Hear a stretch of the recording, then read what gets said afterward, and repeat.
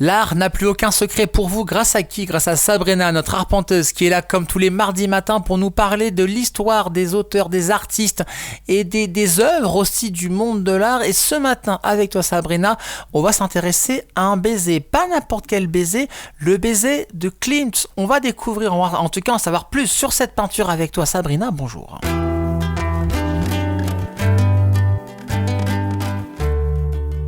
Chers auditeurs et auditrices, je vous convie aujourd'hui à une petite virée viennoise pour partir à la rencontre d'un tableau qui a traversé le temps sans perdre une goutte de son éclat.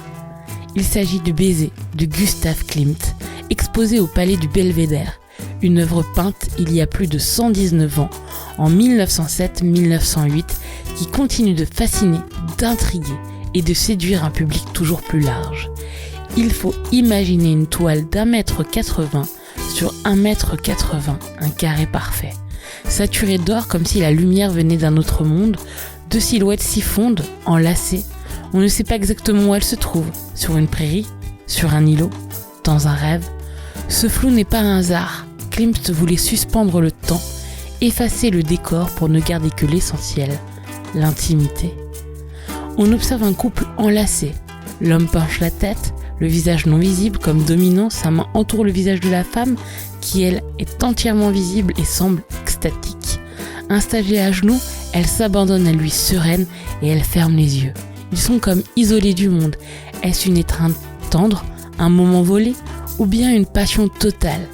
L'ambiguïté fait partie du charme du tableau. Klimt n'explique rien, il montre et laisse le spectateur interpréter. D'ailleurs, peut-être que lui et sa compagne Emily Flodge en sont les modèles. Là encore, le mystère est conservé, tout comme la nature de leur relation à l'époque. On sait néanmoins que Klimt a peint son portrait à de nombreuses reprises. Pour en revenir à l'œuvre du jour, ce qui frappe aussi, c'est cette pluie de motifs. Sur le vêtement de l'homme, des rectangles géométriques, rigides, presque architecturaux. Sur celui de la femme, des cercles, des courbes, des spirales. Deux langages, deux énergies. L'une plus rationnelle, l'autre plus organique. Comme si Klimt avait voulu dire « voilà comment l'amour réconcilie ce qui est différent ». Il s'inspire des mosaïques byzantines qu'il découvre à Ravenne. C'est là qu'il tombe amoureux de l'or comme matériau pictural. Et cet or illumine le baiser. Il transforme une scène intime en icône. Car c'est bien de sacré qu'il s'agit. L'amour érigé en religion, en principe absolu, sans cynisme ni ironie. Certains voient dans ce tableau une représentation symbolique du moment où le dieu Apollon embrasse la nymphe Daphné qui se change en un laurier pour échapper aux dieux selon les métamorphoses d'Ovide. Quand l'œuvre est présentée pour la première fois à Vienne en 1908, le public est stupéfait. On parle de scandale, mais aussi de génie.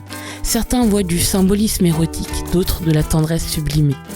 Quoi qu'il en soit, plus d'un siècle plus tard, le baiser reste l'œuvre la plus connue de Klimt et continue de s'exprimer partout. Affiches, mugs, écharpes, carnets, cartes postales, il a cessé d'être seulement une œuvre d'art pour devenir une image monde, une icône, un baiser pour l'éternité. On pourrait y voir une banalisation, mais peut-être est-ce l'inverse. Peut-être que si on continue de se l'approprier, c'est parce qu'il touche quelque chose de fondamental. Après tout, malgré les écrans, les révolutions technologiques et les bouleversements sociaux, un baiser reste un baiser. En vous laissant sur cette douce réflexion, on se retrouve la semaine prochaine pour un nouveau voyage à travers l'art, les œuvres et les monuments. Merci Sabrina, chronique à retrouver en podcast sur happinessradio.fr, l'appli Happiness sur le Play Store et les différentes plateformes de streaming. Et donc prochaine découverte du monde de l'art mardi prochain avec notre chère arpenteuse. Merci Sabrina, belle semaine à toi. Et nous, dans 3 minutes, Amélie sera avec nous, bien sûr, pour vous dire ce qui va se passer d'un point de vue culturel dans l'Oise et à Amiens. C'est quoi de neuf l'agenda culturel? Et c'est après votre playlist Classic and Hit qui reprend tout de suite.